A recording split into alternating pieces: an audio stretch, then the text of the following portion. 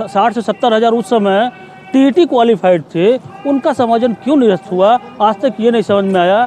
उसके बाद भी राज्य सरकार, हमारे मुख्यमंत्री माननीय योगी जी, प्रधानमंत्री जी, जो हमारे सांसद भी हैं बनारस के, हमारे बनारस में उन्होंने शिक्षा मित्रों से वादा किया कि आप लोग परेशान ना होइए। अब देखिए, राजनीति है या नहीं है ये तो हम नहीं कह सकते, लेकिन इतना तो हम कहेंगे जो भी सरकार, जिस सरकार ने भी हमारा समायोजन किया, हमें रोजी रोटी रोजगार दिया, अच्छा काम हम करते रहे, उसके बाद जो सरकारें बदली और माननीय सुप्रीम कोर्ट के द्वारा जो हमारा समायोजन रद्द हुआ, उसमें मेरी सरकार से, वर्तमान सरकार से भी यही मांग है कि जो योग्यता रखते हैं, योग्यताधारी हैं, 20-20 वर्ष का अनुभव रखते हैं, उम्र के इस पड़ाव पर पहुंच गए हैं, बच्चे शादी लायक हैं, इस 10,000 रुपये में जो देकर के हमसे काम लिया जा रहा है, ये तो कुल मिला के ठीक नहीं है। हमारी सैलरी अच्छी हो और हमें रोज़गार दिया जाए, नियमित किया जाए। जी नहीं, हम इस चीज़ को नहीं मानते हैं। हम इस चीज़ को मानते हैं कि सरकार ही हमको नियमावली बनाकर लाई और सरकार ही हमारी नियमावली निरस्त की। इसमें कहीं शिक्षा मित्रों का कोई दोष नहीं था। अगर कोई हमको हमारे पेट की सवाल था, पेट जीविका के लिए अगर कोई हमारे लिए आगे आता है, चाहे कोई सरकार हो, तो हम भी उसके लिए भाई आगे आने लाजमी है। लेकिन हमारे साथ अन्याय हुआ।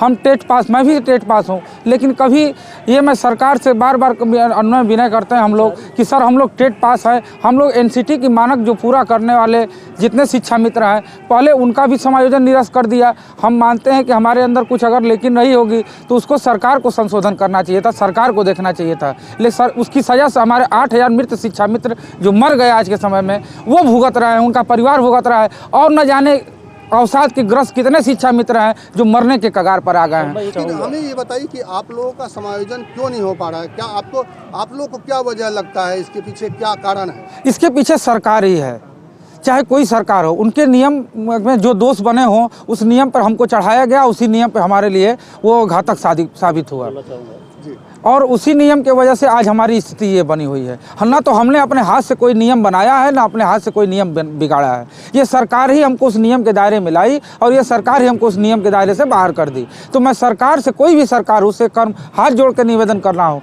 कि हमारी उम्र और हमारा अनुभव करीब 20 वर्षों का हो गया है। अब हम इस लायक नहीं हैं कि अब हमारे शिक्षा मित्र जो बहनें हैं, शिक्षा मित्र जिनकी उम्र लगभग 55-60 के आसपास हो रही है, वो कुछ समय में, आने वाले समय में रिटायरमेंट के पास पहुंच जाएंगे, लेकिन अभी भी उनको न्याय नहीं मिल रहा है।